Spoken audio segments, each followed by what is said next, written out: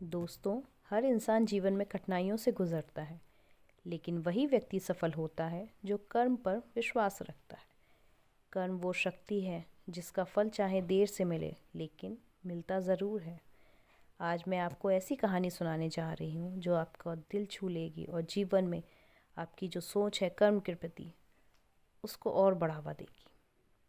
बहुत समय पहले की बात है। एक छोटा सा गांव था।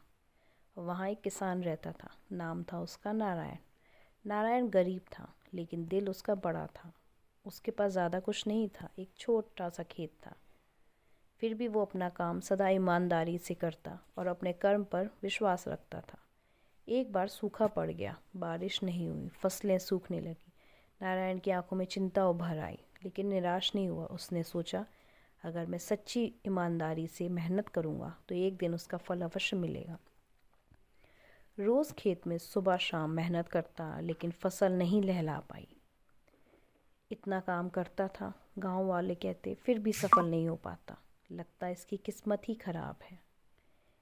एक दिन गांव में एक वृद्ध साधु आया। पूरे गांव में भूख और विकट गर्मी फैली हुई थी।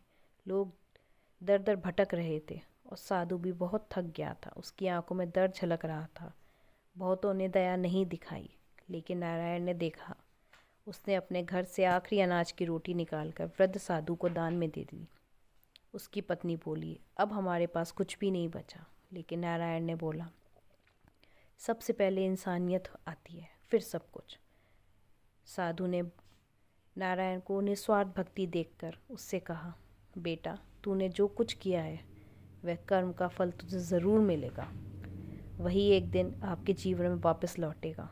और साधु चल पड़े। कुछ दिनों बाद गांव में अचानक बारिश हुई। सूखे खेत, हरियाली लौट आई, धन दान बढ़ने लगा। लेकिन यह कहानी यहीं पूरी नहीं होती।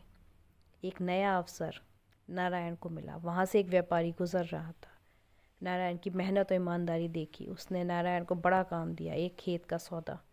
नारायण ने पूरी ईमानदारी से सब काम किया। व्यापारी ने उसे इनाम भी दिया। धीरे धीरे नारायण का जीवन बदल गया और फसलें हर साल अच्छी होती गई। गांव वाले कहने लगे, नारायण, तेरा तो जीवन ही बदल गया है। नारायण ने शांत स्वर में कहा, मेरे जीवन में संघर्ष और कठिनाइयाँ थी, पर एक बात मैंने कभी नहीं छोड़ी, मेरे कर्म की ईमानदारी। उसने कहा, कर्म कभी खाली नहीं जाती। शायद फल देरी से मिले, लेकिन मिलता ज़रूर है। दोस्तों, इस कहानी से हमें शिक्षा मिलती है। हमें कठिन समय में कभी भी हिम्मत नहीं हारनी चाहिए। दूसरों की सेवा करना हमारे जीवन का परम उद्देश्य होना चाहिए। दोस्तों, अगर आज आपके जीवन में संघर्ष है तो घबराइए मत। याद रखिए, कर्म कभी खाली नहीं जाते।